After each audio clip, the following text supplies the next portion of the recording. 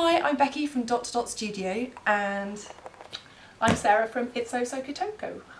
we decided to come here today and have a little chat with you about what our most recent makes have been and our sewing plans for the near future. I have been making a copy of a pair of trousers. These I bought in a factory warehouse outlet sale on holiday a couple of summers ago. They look enormous, but actually they're quite flattering and really comfortable.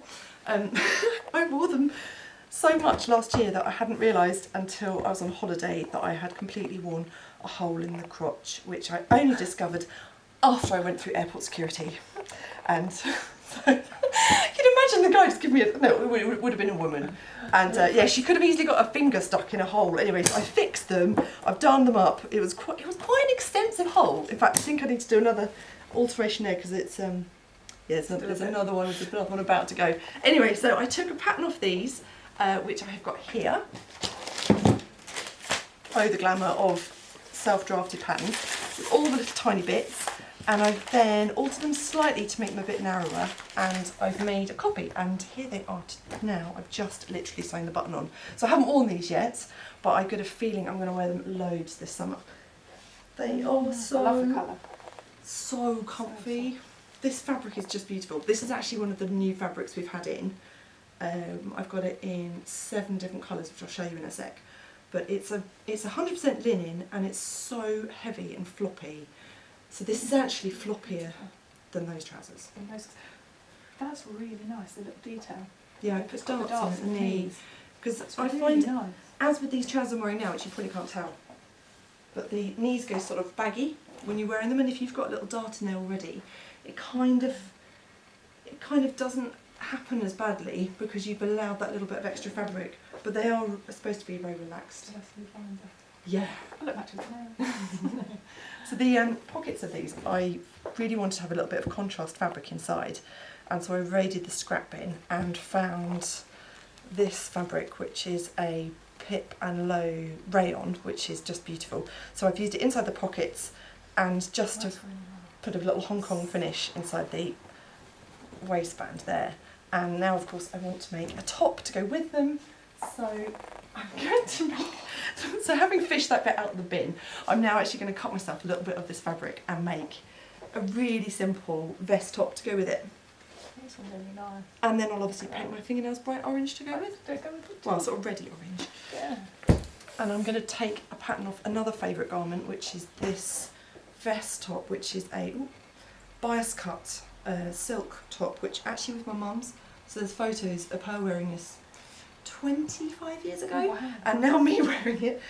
It's a cut on the bias, so it's lovely and stretchy, and this fabric will be perfect. So yeah, watch this space. That's going to be my next project once I've taken pattern from this. I think when you take that one, can you make one in my size? Because I'm just thinking what I'm about to talk about next, but this fabric over here that I'm about to bring in, I'd really like that top made out of that. So I will show you the other colours of this in a minute, but let's see what you've been making. I want to see what you've been making. Okay, so I started with I think it's a Sew Has 7 Remy Raglan top. Yeah. So that's the one I'm wearing here. That's lovely. And that's been made in is it ivory? That's the ivory colour. Oh, you made that for South Africa, didn't you? I did. Yeah. I made it to go on safari. So, yeah. Actually, I think if I do another one though, I'm going to make it in a sort of slightly taupia colour, because I just kind of realised you actually stand out an awful lot wearing something quite so bright. So I did wear it, but I tended to wear it more when we were actually in the lodge or something. Around the lodge, and when we did the game drives. But my safari was a horse riding safari, so I did a lot of it actually out on horseback. So I think next time I'm going to make it out of a slightly darker colour, or a taupe, or I think we should do a chat another time about your safari wardrobe. I think people would love to see that. I think Sarah made so many things for her safari holiday, and it was so that's another whole vlog. Another whole vlog. There we go. I think. But that colour looked great on you. But yeah, so this is one of my favourite colours. So and it matches your nails. It matches my nails, and that's what I was just saying about the top that you have just said there. I would like to. I think this would be such a useful pattern for just wardrobe staples. But this is really nice. What fabric is this, Becky? So we were talking about this earlier. I have to check. It is viscose and polyester mix. It's mostly viscose with a bit of polyester, which does, despite what it looks like here, it does have a crease resistant. I was just going to say, I've been wearing this like all day, and I really don't look creased in it. So I think this is just because it's been really long time. Yeah, these have been squidged up in the rack. But there are some really beautiful colours. This is on like a really bright coral papaya kind of colour. Yes. Then there's sand, which again, do not look at this against me, this looks horrendous on me, but lovely on you. This is a real fresh sort of apple green, That's really nice. and we've got it in a mid-grey. You can see these are just brand new, you haven't even unwrapped these properly yet. That's a beautiful fresh duck egg blue. That's really really that sweet. as well. It's really nice. I like that. That's I like that. great with a tan, Yeah, and obviously the ivory. And then and so this is what I'm wearing, which is really lovely. And I have to say, really irons up so beautifully. I just pressed this morning, and it's amazing. Just everything just comes straight out, and then it stays looking like this all day. So really cool as well. I know it's got polyester in it, but it really doesn't feel like it has. Yeah. It really feels. I think there's enough viscose that gives it that airy quality. It's got a lovely drapey. Really nice. I love it. It's so fresh. Make lovely summer tops. Also, I guess with a little bit of polyester, it makes it quicker to dry, which is handy on holiday as well. Hadn't even thought of that. Especially if you're just hand washing things and leaving it out on the balcony. I have also used this before in a dress lining. Oh yeah. Do you remember I made a dress in class? And it's the lining in the one. It's the dress pattern that I copied as well. And it was really nice for the lining too. It was because it doesn't cling, and it certainly won't get static. It doesn't at all. There's literally nothing. So there we go. That's that fabric. So my top on that fabric. Lovely. And so what else have you been making? So the other thing I have made is a Maven Patterns Somerset tee.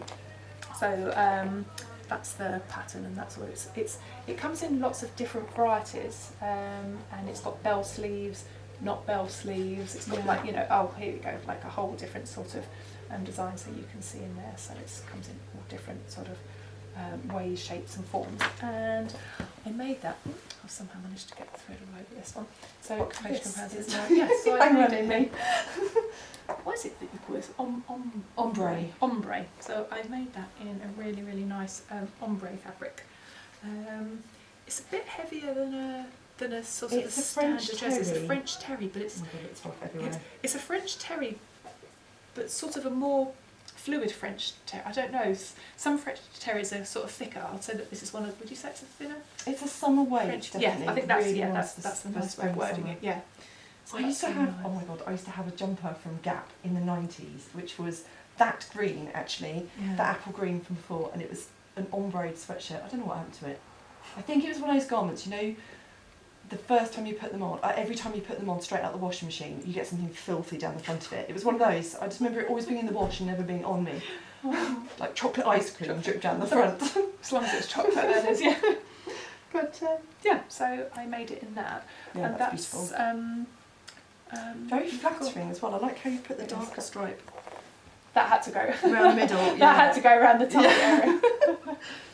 I made the sleeves and did the inside bits on my overlocker, but really stupidly, I'm so used to seeing the sleeves be folded to the short side. I put them all on the wrong way round. I can't. When I was folding the sleeves, instead of folding them down the long edge for them to be folded in half. Oh yeah. But I did. But can you see that? Obviously, because it's ombre, it's light in the middle. So the first time I put them all on, I ended up with the light bit. Dark light going round the cuff. Do you see what I mean? So this bit, I ended up with it out here. So of course that was another date with the unpicker, and I unpicked it all and turned it all around, and actually luckily you can't see, so clearly that goes to show it unpicks quite well. Yeah, that's good. So you really can't see that's we've got this fabric still in this beautiful blue, and we've also got it in a sunset colour. So that's that one there, and that's the blue one there. So it kind of just gives you a bit of a... These are both on the website. You can look these up. They are cotton and elastane. They've got a nice bit of stretch and recovery. If you were looking on the website, what would you look for this on? If you type in Ombre, you'll find it, but there'll be a link below the video today with the link to the blog, a link to a post with all of the fabrics you've seen today, so you can see. Oh my god, I've just got blue fluff everywhere. Oh, I was going to show you the different colours that this fabric comes in. One of my students has so fallen in love with this fabric. Actually, everyone's starting to mock her for the love of this fabric. But I totally understand why. We have got this in 7 colours. We've got this beautiful rich olive green, which when I said, oh, who wants the colours? No one else wanted this one, but I love it. And I think it will go straight through as well into autumn, possibly winter. It's got a good weight to it. So if you lined this, you could make a winter dress if you're a linen all year round kind of person. So we've got the olive green, we've got, oh my god, it weighs a ton.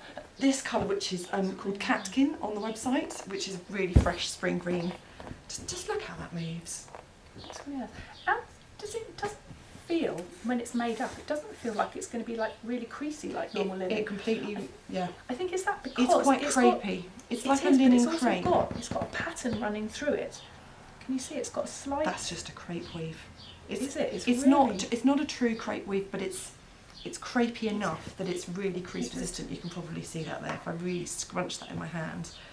That's it's certainly... I think because it's got the slight, yeah, like you said, the crepe weave. You don't running get those through it. deep You don't folds like you often do in linen. It's just got, because it's stone washed as well, it just has a really soft surface texture. So there's that lovely catkin colour. There's a lovely mid blue. There's strawberry ice cream pink. This one, for some reason, I think is the softest of all of them. It's like it's like sandwash silk. So there's also this. I think I want a pair of capri pants out of this. That's what I want. A pair of like really nice, little cropped. Wouldn't that be really nice? There's this colour which I affectionately called cream of mushroom soup this morning, but don't be put off. It's a really beautiful. It's a really beautiful soft taupe colour, and oh, I'm disappearing. And this, which is a bright navy, and so these are all. I think I'm going to make at least 2 more pairs of trousers for me. Which colour? Definitely navy, and probably this blue actually. Why? That one. That's too pale for me. That's a bit summery for me. I don't wear pastels. Yeah, this one. These 2. I'm gonna make them again in this 2. Right. Anyway, I was going to show you some patterns you could use. So the one I made obviously is my own draft. But having drawn the pattern painstakingly, I realised it's almost identical to the Closet Core Pietro Pants. Very similar to this, but with a slightly wider leg. So you could kind of make somewhere between view A and view B. But basically it's got those seams and the pocket, which is on an angle, and the elasticated back. So that's almost identical to the trousers I've made, which I probably should have put on. But then you'd only be able to see the top 4 inches of them. You'll have to use your imagination. They do look really good on. Maybe wear them next time. Maybe I'll wear them next time. Okay. So you've got the Pietro Pants. That would make really nice, very similar to those. They would also be beautiful, these fabrics made up in the flint with a little tie. I might make that in the blue actually. And then there's the Billy woven pants, which also would make up really beautifully in those trousers.